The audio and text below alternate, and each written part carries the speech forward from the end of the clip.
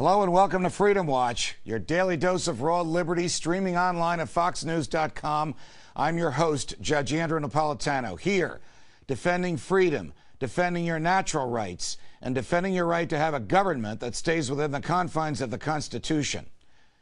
Congressman Ron Paul's bill to audit the Federal Reserve is not only gaining enormous momentum, it's being joined by additional legislation introduced by Senators Jeff Merkley, Democrat of Oregon, and Bob Corker, Republican from Tennessee. But their version waters down Congressman Paul's bill, omits audits of important areas of the Fed's behavior, and actually whites out proper names of banks and other individuals. What kind of an audit is that?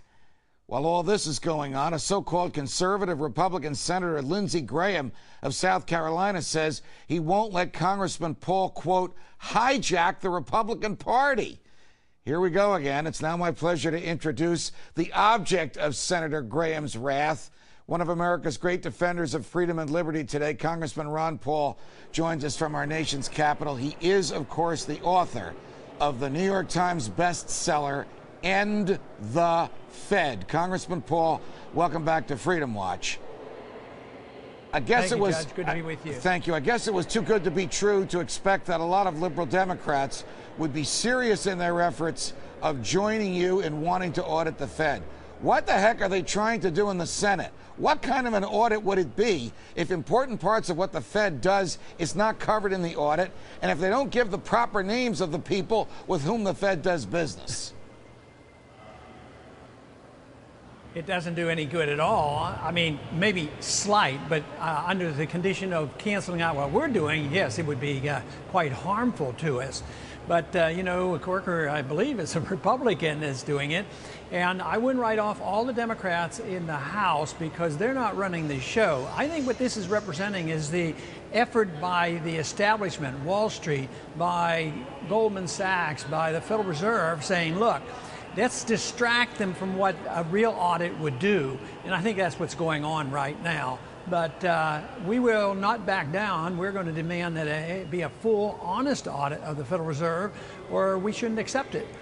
You know, there's a couple ways to look at this. I remember when you were a lone voice in the Congress, almost literally standing totally alone in arguing that we all need an audit of the Fed. You now have more than half of your colleagues on your side. That's an enormous stride, and it's due totally to your single-minded dedication and, I might add, explanation to your colleagues and to the country of the need for auditing the Fed. That's the good side. The bad side is they're afraid of an audit, and they've gotten their allies in Congress to try and water it down. So it will look like they're going along with the audit, but the fruits of their audit will be bitter and tasteless and dry and not revealing anything. That's right, and it would be a distraction if anybody becomes satisfied with this. I think the most important part of my bill, and the one area that the Fed seems to be most resistant to, is this opening up of the books of what they do with other governments, other central banks, and international financial organizations. I think that's where the real shenanigans go on, and they don't want to have any part of this. So they're going to pretend that they're going to open up these lending facilities to some degree and say, oh yeah, we're finding out where this money went, you know, domestically. And maybe we will find out a little bit more information, but that won't touch the foreign operations, because when you think about it, when you can make a deal and promise money and loans to foreign central banks to get involved in the market and do some of your dirty work, I think they're propping up markets, and who knows what kind of mischief they're involved in.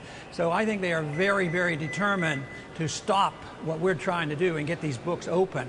But the more they obstruct, the more attention we're going to get, and the more the people of this country will realize how necessary this audit is. Before I let you go, switching gears, what is Lindsey Graham worried about? What does he mean Ron Paul might hijack the Republican Party? He's sort of giving me a lot of credit, isn't he? I can hijack the party. I'd like to influence the party. I'd like to suggest to them that they ought to, you know, follow up on what they claim they believe in. But this whole idea, now, I guess he wants to have influence too, but his views are quite different than mine. You know, he supports cap and trade, and he supports many big government programs, but he sees himself as a facilitator. He's supposed to give half of the pie away, and if the Democrats want a program, he'll give them 50%. He'll claim this is a big victory. So his approach is quite different, which he has a right to, but this idea that all of a sudden I'm going to hijack the party, but I think if you talk to the young people of this country who may well become the leaders of the country and maybe Republicans, they ought to listen to what they're asking for. I don't think it's the policy of Lindsey Graham in any way whatsoever. Congressman Paul, it's always a pleasure. Thanks for joining us on Freedom Watch. Thank you.